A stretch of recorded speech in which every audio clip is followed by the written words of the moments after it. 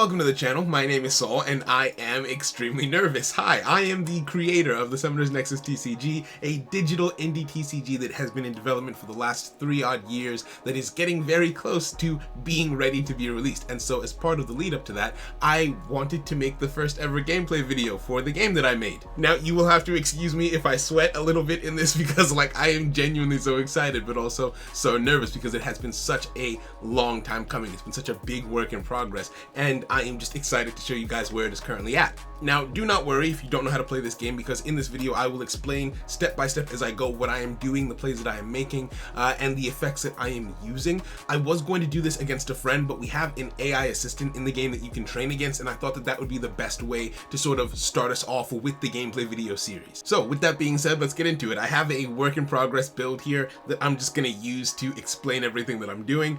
I am going to be piloting the Wandering deck, which is the first ever deck built into the game. It is a group of cards that uses rank 1 cards, which is just a classification that showcases how strong a given avatar is in this game. So we have a lot of rank 1 cards that sacrifice themselves and go to the graveyard to make the rank 2 and 3 cards more powerful. The main card in the deck is the Wandering Ryu. He is our only rank 3 with the ability to manipulate space by teleporting all over the board. He uses the effects of the smaller cards in conjunction with our rank 2s to increase his power. Also, I've got a couple of variants in this. There are marked cards in this game, basically things that have special effects on them. You've got variants, you've got mosaics and noirs. I really like the mosaics for these 2 cards, which is why they're the only ones that look different in the current deck list. That's not to say that I don't like all the marked cards in the game. It's just these 2 are some of my favorites, which is why they're here. Okay, with that being said, it is time to get started. Again, excuse the sweat because ooh.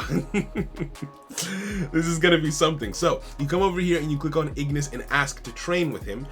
And there are 3 options that you can choose for play patterns for the virtual assistant. So I'm going to go with a balanced strategy on easy mode for our first ever time. We might do a series of this where I go through and try and beat it on every difficulty that we currently have. Right, so all that's left is to choose the deck that we want to go in with and the battle immediately starts. Now, this is this is the layout of the Summoner's Nexus board. You have your assault zone, which you use to go up this lane and attack your opponent. You've got the defense zone, which your opponent can use to try and attack you, but you put cards there to prevent that from happening. And you've got the counter zone, where you try and meet their attack as it advances to use more offensive cards defensively.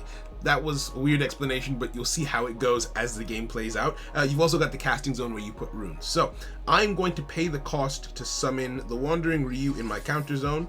I'll summon Boss Guardian in defense, and I'll summon Mokus over here in my assault zone. You'll see over here that I'm spending 300 points from my Nexus gauge for this turn to do the things that I'm trying to do. I will also set the rune called Incinerate to use during this turn as well. Now, in Summoner's Nexus, both players play at the exact same time, so you decide what you're going to use for a given turn, and then you start the wave and you begin to go back and forth with your opponent over just a set period of time. The maximum turns any game can be is 6, so there's that.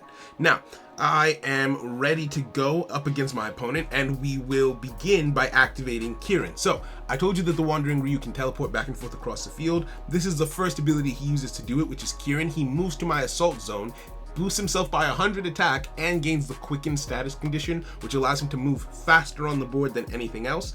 I will also activate Incinerate, which is like a burn status condition, right? It makes it so that you lose 50 attack every single turn, so I'm going to target that card over there. So Kieran will teleport the Wandering Ryu somewhere else, and then the wave will begin, right? We move into the movement phase 1, Ryu rockets across the board, and then we can actually battle. I will choose to attack with the Wandering Ryu into my opponent, leaving me with 250 attack, which will go down at the end of the turn once the boost from Kieran ends. And I am not going to attack with the Wandering Mokus because he would just die there. Now, the AI attacked into me, which it's programmed to always do, so the Boss Guardian was destroyed. I will be able to activate Iron Will to draw a card from my resource deck, and hopefully I get something good. Let's see.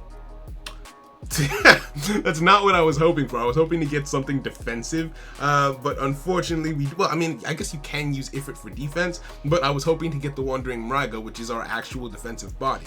Now, turn 2 rolls around and we still don't have Mraiga, so we are just going to work with what we've got. I will play...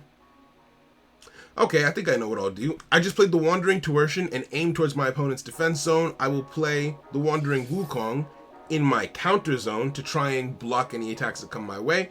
And the Wandering Phoenix will go into the Nexus, which is a safe zone where you can put support-oriented cards. I think that's all that I really need for this turn. I can card exchange to try and get myself the defensive card that I'm after a little bit sooner. Card exchange lets you discard a card from your hand to the graveyard, draw a card from the resource deck. So we're gonna do something kind of cool here, which is when the wave starts, the very first thing I'm gonna do is activate Monkey King, which what Wukong does is on summon, he boosts everything in your assault and counter zones by 50, but they need to be in the assault or counter zone, which means that Ryu needs to get back over there. So we're going to activate Kieran to put him back in the assault zone so we can move across the board again, but it doesn't stop there. We will also activate the effect of Savannah. Now, what Savannah does is, if a card on the field has been reduced from its original base stats, you can choose one of its two stats, attack or defense, lower that stat, and increase the other stat by what you reduced. It sounds more complicated than it actually is. Basically, Ryu is at 150 in attack, which is less than what it should be, so I can reduce his defense to 0 and boost his attack by that 250. I'm not going to well, I guess I should activate card exchange here, might as well. We can discard this to the graveyard and see what happens. God, I need to relax. I'm going up against AI on easy mode. I didn't want that rune, but I'll take it. Kieran moves us back across the board, and the Wandering Ryu is going to be beefed up by this because now he got the boost from Wukong as well, which means that he is stacked right now. He's at a solid 550 for his attack stat, which, you know, you're not going to complain about that. Now what will happen here is Ryu will attack into this card that has 0 attack, which it will just automatically destroy it. He will take no damage. So that's absolutely fine. The Wandering Tuertian will also move across to attack the card in defense, and Wukong will be attacked by the card that's trying to get to my defense zone back there, but he blocked it. So yeah, the battle phase over here will happen. Tuertian will attack. I have the option to use Rite of Ashes to boost my attack even higher, but I'm not going to do that. Now, what the Wandering Phoenix says is, you contribute this card to the graveyard and increase one of your card's attack by 200, which is great, but you also ignite the chosen card, meaning that I would set myself on fire. If I'm gonna do that, I would rather not have the turn-by-turn ticking down of the ignite effect, right? I would rather just lose the 50 attack one time if possible. Fight, attack, get destroyed, whatever it is, and not have lasting burns, but we'll see. All right, did I get Mariga this turn? No! Okay, so I still don't have anything for defense. I think what I'll do in this situation is, I've actually got two options, you know? I've got two interesting options because I could A, summon the Wandering Hui into my Nexus and use it for protection. It's a card that boosts up my stats. Or I could summon it into the Assault Zone and use the Wandering Phoenix's effect to boost Hui up. I think I will go the safer option, as it were, of just having him be in the Nexus, but that is a fun, cool thing that you can do. I decided to hold off on runes for this turn because, I mean, the AI is on such easy difficulty that I'm not struggling enough to need to pull runes out of the bag, is the thing, right? Like, there's nothing here that is that crazy. Now, I could Kieran here in order to get my stats boosted up again, but I don't really feel like I need that, right? Plus, the boost is temporary anyway, and I'm only about to take 100 points of damage, so I'm okay with that, right? Now, what I will do though is, I forgot about Switch. I could do something here. We're gonna activate Rite of Ashes. We're gonna activate Rite of Ashes and boost up the attack of the Wandering Wukong, right? Because he's about to be destroyed in this fight. Now, I could technically switch Wukong and the Wandering Ryu's places right now to put the Wandering Ryu in my counter and to put Wukong in my opponent's defense zone. But the problem with that is the Wandering Phoenix has another effect.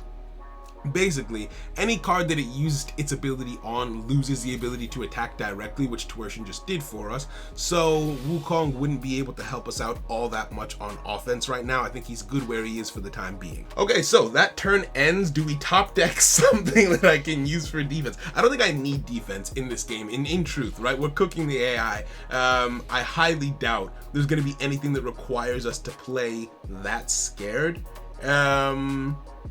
I mean, just in case.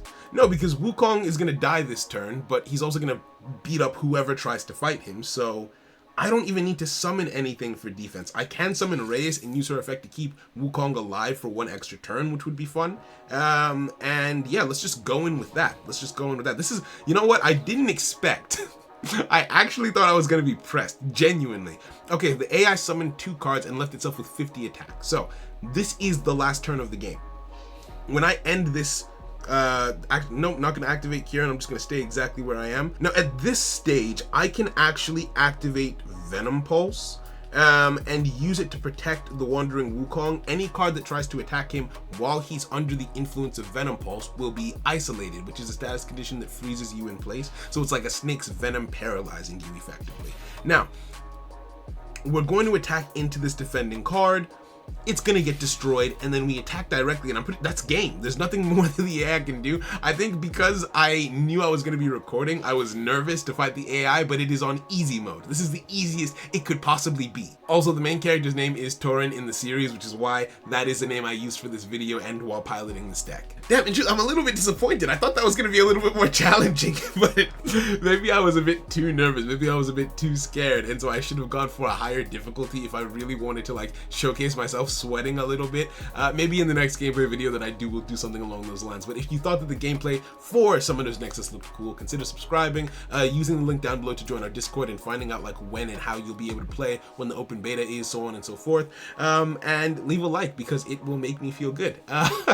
Thank you so much for the time, and sorry again for sweating all over your screen. My goodness, this has been a project that I've dedicated so much of my life to for the last 3+ years, and so to finally be like sharing it and showcasing it, I feel like you can understand why I'm a little bit nervous, but I am also confident in the quality of what I've created, so hopefully you guys are able to enjoy it. Have a wonderful day and take care. Bye.